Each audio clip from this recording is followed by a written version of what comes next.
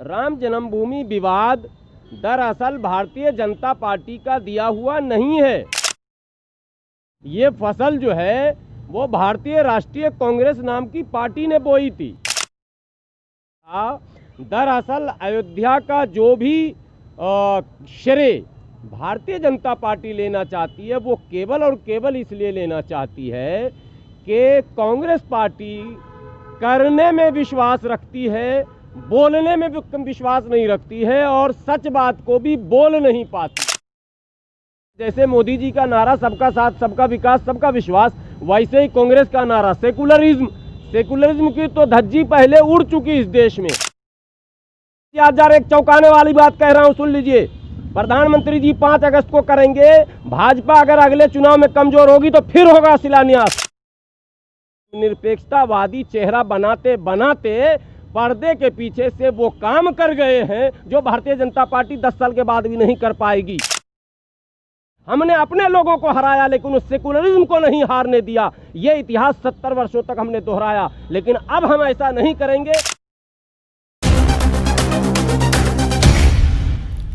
देश की सच्चाई सच छुपने नहीं देंगे।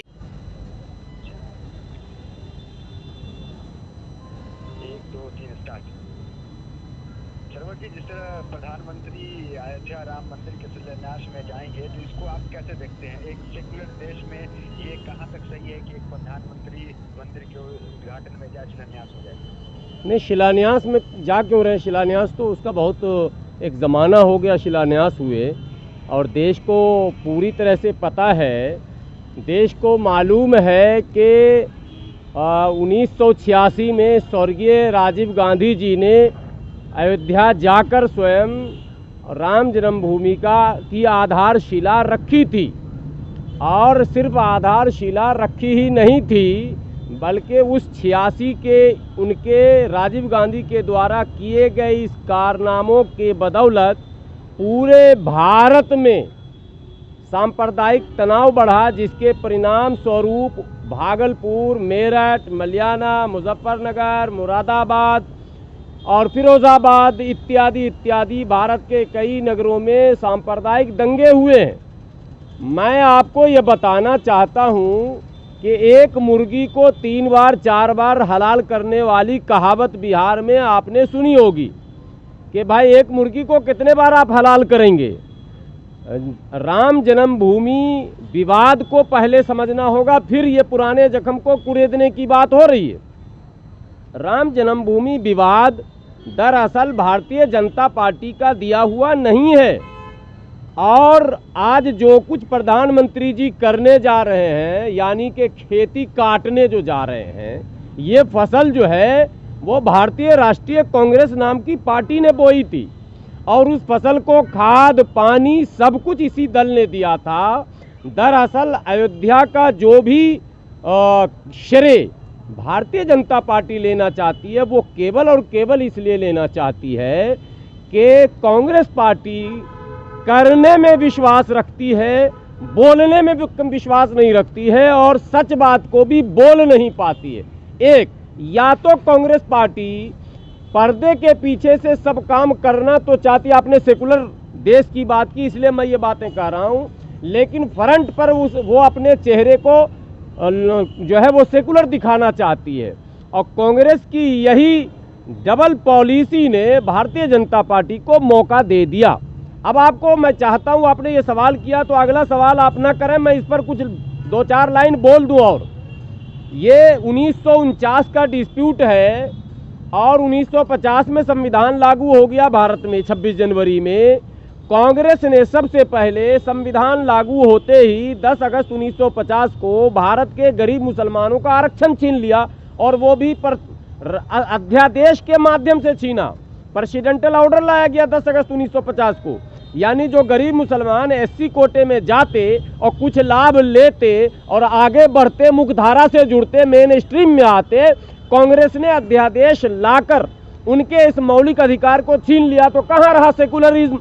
उसमें उस अध्यादेश में लिखा है कि ये सुविधा केवल और केवल हिंदू दलितों को मिलेगा।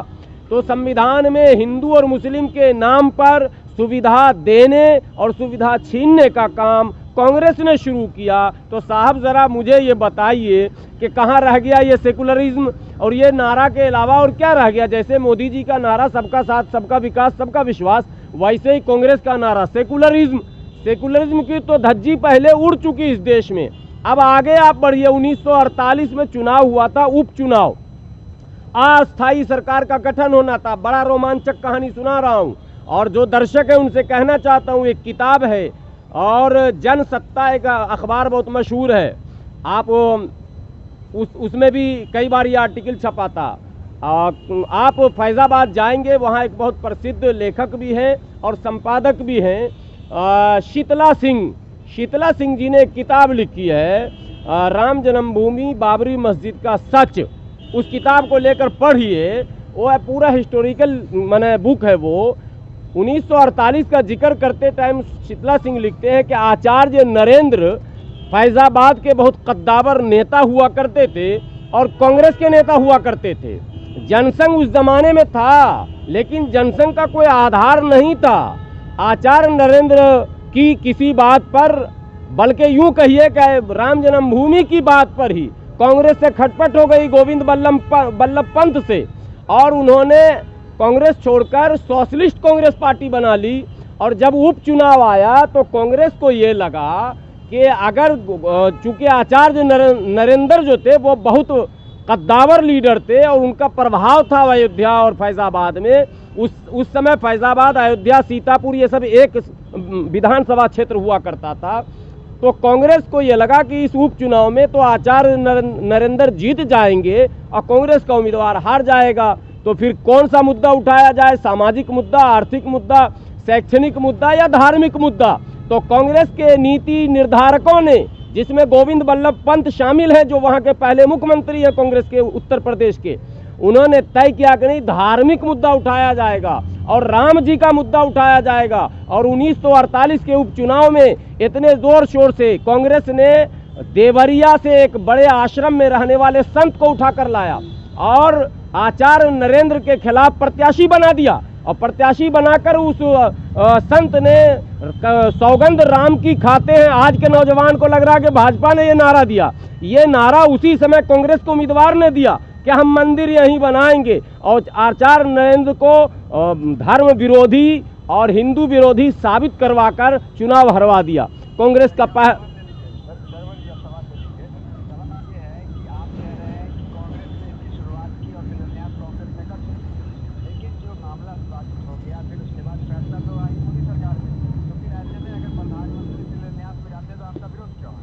नहीं, मैं विरोध के बाद में कर रहा हूँ, विरोध की बात में कर रहा हूँ। पहले मैं बताना चाह रहा हूँ देश को, देश इस सच्चाई को सुने और समझे कि प्रधानमंत्री उस जगह पर जा रहे हैं जहां शिलान्यास ऑलरेडी हो चुका, और कांग्रेस को चाहिए सामने आकर प्रेस कॉन्फ्रेंस करके सच्चाई को स्वीकार कर ले। राहुल गांधी जी से मैं विनती करता हूं कि उन्होंने अपने बाप दादा और दादी के द्वारा किए गए कारनामों को उजागर करें और बताए आज देश में फिर धर्म की राजनीति बढ़ रही है, तो क्या कांग्रेस का समर्थन है क्या मौन? कांग्रेस बताती क्यों नहीं कि ये सब कुछ हमने किया था और शिलान्यास भी हमने किया और मस्जिद को ध्वस्त भी हमने किया।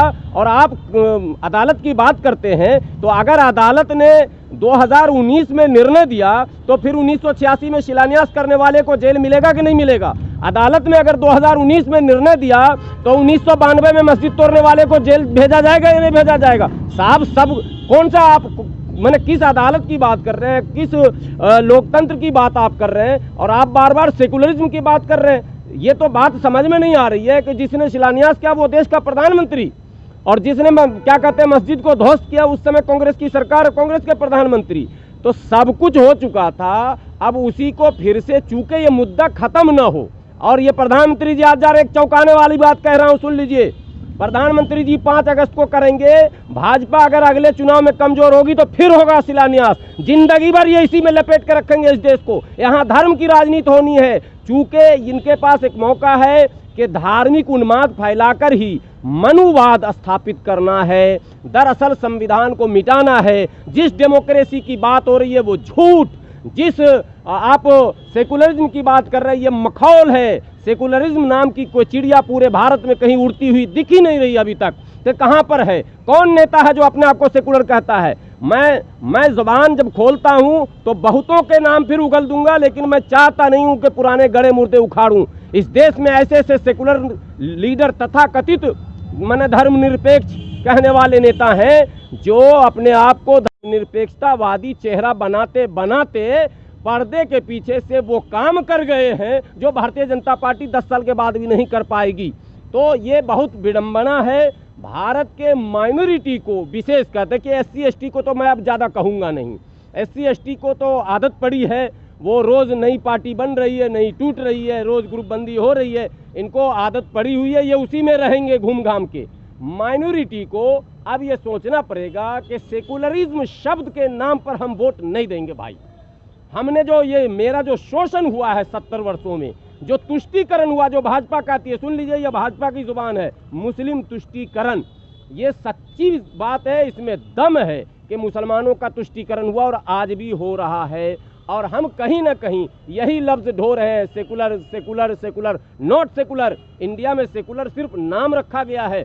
आप देख लीजिए ना, सेकुलरिज्म है। बकरीद की नमाज हम नहीं पढ़ेंगे उत्तर प्रदेश में, 25 आदमी हम जमा नहीं हो सकते बनी हुई मस्जिद में, और 200 आदमी बगैर बने मंदिर में मंदिर बनाने आप जाएंगे। यही सेकुलरिज्म आप हमको सिखा रहे हैं। कौन बोल रहा? राम मंदिर निर्माण के खिलाफ तेजस्वी जी का बयान आया, राहुल जी का बयान आया, अखिलेश का बयान आया, मायावती का बयान आया, ममता बनर्जी का बयान आया, शरद पवार का बयान आया, शरद यादव का बयान आया, देवगौड़ा का बयान आया। किसका बयान आ गया साहब? सब लोग चुप्पी साधे हुए हैं क्योंकि सब हिंदू हैं। ये सब मौका पड़ने पर हिंदू बन जाते हैं और हम लोगों को बेवकूफ़ बनाते हैं। सेकुलरिज्म सेकुलरिज्म नॉट सेकुलरिज्म, ये झूठा ढकोसला बंद होना चाहिए। सेकुलर नाम की चिड़िया कहीं उड़ नहीं रही अभी भारत में, फिलहाल होगी किसी घोंसले में छुपी हुई। हम बेवकूफ़ 70 साल तक बने हैं, आज फिर हमें ये बताया जाए यहाँ हिंदू राष्ट्र है। अघोषित हिंदू राष्ट्र था जो मेरठ में हुआ, मलियाना में हुआ, हाशिमपुरा में हुआ, ट्रकों में भर के मुस्लिम नौजवानों को लाकर हिंडन नदी में मार दिया गया। आज भी वही हो रहा है। आज भी ओखला, जामिया और तमाम मुस्लिम बड़ी आबादियों से नौजवानों को उठाया जा रहा है और उसके ज़िंदगी को ख़राब किया जा रहा है। जी, आप राहुल का भी विरोध कर रहे हैं, आप मोदी का भी विरोध कर रहे हैं, आप अखिलेश का भी विरोध कर रहे हैं, आप मंदिर का तो विरोध तो नहीं कर रहे हैं। नहीं, मंदिर का आप विरोध जब वो लोग नहीं कर रहे जिनको करना चाहिए, तो हम क्या करेंगे आप बताइए ना। हम होते कौन हैं? हम तो कह रहे हैं हमारा तो विरोध पूरा पूर्वज कर रहा है, हमारा तो हिस्ट्री बता रहा है, लेकिन अब हम लोग कुछ कह नहीं सकते। हम लोग को तो बस नहीं, प्रधानमंत्री से नहीं, पूरा सिस्टम से तकलीफ हो रहा है कि आखिर ये कौन सा लोकतंत्र है कि खुलेआम मुख्यमंत्री कहते हैं और गाइडलाइन जारी करते हैं कि बकरीद की नमाज कोई भी मस्जिद में नहीं पढ़ेगा, जबकि हम उनसे कहते हैं कि साहब हमको 25-50 आदमी बारी बारी से पढ़ लेने दीजिए ताकि एक सुकून मिल जाए हमें भी, हमारी भी आस्था है मस्जिद पर। तो नहीं, तुम नहीं पढ़ सकते। भाई ये कौन सा कानून है कि प्रधानमंत्री काफिला लेकर जाएंगे और 200 की बात कर रहे हैं? मीडिया में दम है तो दिखा देना, 2000 से कम भीड़ नहीं आएगी। प्रधानमंत्री, मुख्यमंत्री और केंद्रीय मंत्रियों का जमावड़ा होगा और 200 तो बॉडीगार्ड उनके होते हैं। 200 तो प्रधानमंत्री के पीछे गाड़ी आगे और पीछे गाड़ी चलती है और 200 मुख्यमंत्री के पीछे चलती है। तो इनके लिए कोई कानून नहीं है। देश में अप्रत्यक्ष रूप से मनुस्मृति लागू हो चुका है।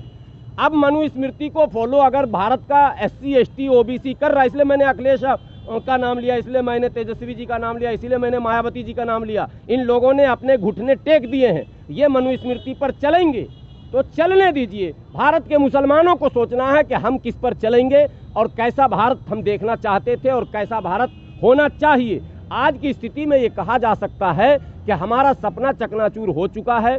हमारे लोगों ने पूरी ताकत लगाई इस डेमोक्रेसी को बचाने की। हमने सेकुलरिज्म के नाम पर सबको वोट दिया, हमने तमाम सेकुलर पार्टियों को मजबूत किया, हमने अपने लोगों को हराया, लेकिन उस सेकुलरिज्म को नहीं हारने दिया। ये इतिहास 70 वर्षों तक हमने दोहराया, लेकिन अब हम ऐसा नहीं करेंगे। हम सेकुलरिज्म के फरेबी नारे में नहीं आएंगे, हम अपने लोगों को मजबूत करेंगे। और अगर धर्म के नाम पर ही तुमको राजनीति मंजूर है तो धर्म के ही नाम पर तुम चाहते हो, हम नहीं चाहते हैं। हमने जिन्ना को पैदा होने नहीं दिया इस देश में, और जब जिन्ना पैदा हुआ था उसको भी हमने स्वीकार नहीं किया था। लेकिन अप्रत्यक्ष रूप से भारतीय जनता पार्टी, कांग्रेस और तथाकथित सेकुलरवादी पार्टियों ने भारत में एक जिन्ना पैदा कर दिया है। अब सिर्फ भारत के मुसलमानों को इंतजार है।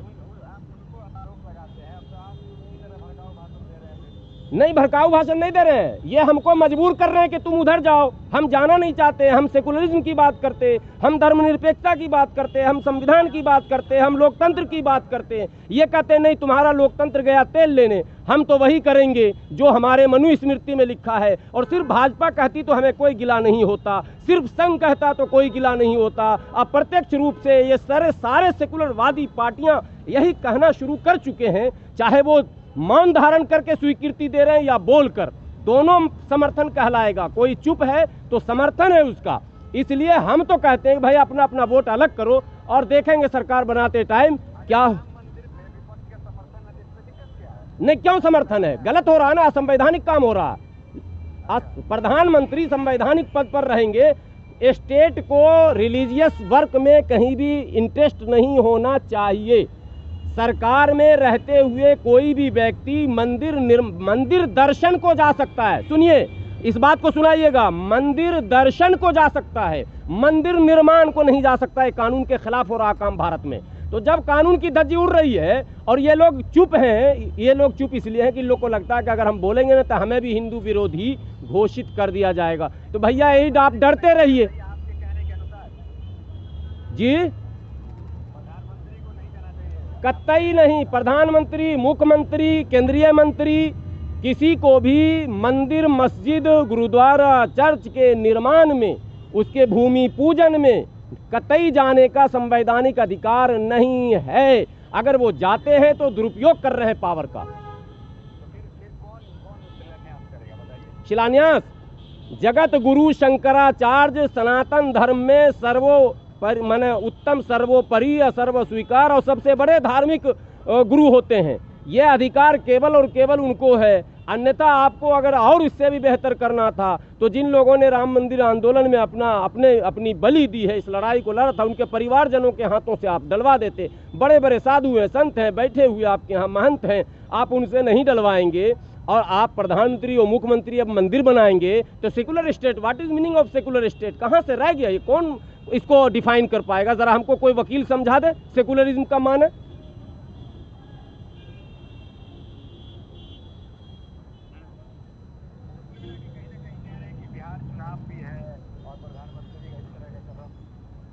नहीं तो ये तो तेजस्वी जी को सोचना होगा, कांग्रेस पार्टी को सोचना होगा, जीतन राम मांझी को सोचना होगा, उपेंद्र कुशवाहा को सोचना होगा, इनके सभी सहयोगों को सोचना होगा कि ये जो सेकुलरिज्म का झंडा लेकर आगे चल रहे हैं तो इनके पीछे हम तो नहीं आ पाएंगे। अब ये तो मुश्किल है, क्योंकि इनको खुलकर विरोध करना चाहिए कि संविधान के साथ मैंने खिलवाड़ हो रहा हो और लीडर चुप रहे।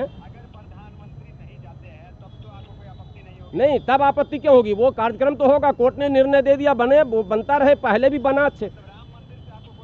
कतई नहीं, राम मंदिर पे आपत्ति नहीं, किसी मंदिर पे आपत्ति नहीं, खूब मंदिर बने, भव्य बने, विशाल बने, मगर प्रधानमंत्री और मुख्यमंत्री जाकर ईंट रखेंगे, इस पर यह आपत्तिजनक मामला है। अच्छा, तो इस बात को लेकर आप विरोध करते हैं कहीं ना कहीं? जी।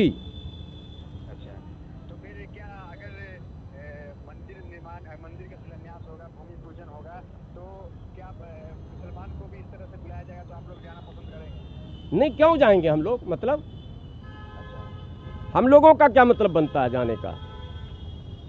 पहली बात तो कोरोना में कोई कहीं जाएगा ही क्यों। दूसरी बात है कि वहाँ धार्मिक उत्सव है तो जो लोग उस धर्म पर जिनकी आस्था है वो जाएं, जिनको जाना भी चाहिए, हम उनको रोकेंगे भी नहीं, बल्कि मैं तो फैज़ाबाद और अयोध्या के लोगों को कहूँगा कि आप उनका स्वागत करें। लेकिन आप संविधान को ताक पर रखकर अगर करेंगे तो भाई ये एक रियल सेकुलर, सच्चा सेकुलर जो होता है वो हम लोग हैं सच्चे सेकुलर। इस देश में 70 साल तक सेकुलरिज्म को बचाकर हम ही लोगों ने रखा है। ये सुन लीजिए खुली बात, सबको सत्ता सौंपा सेकुलरिज्म के नाम पर। मुलायम सिंह को मुख्यमंत्री बनाया सेकुलरिज्म के नाम पर, लालू जी को बनाया सेकुलरिज्म के नाम पर, बीपी सिंह को बनाया सेकुलरिज्म के नाम पर, देवगौड़ा को बनाया सेकुलरिज्म के नाम पर, कांग्रेस को बनाया सेकुलरिज्म के नाम पर।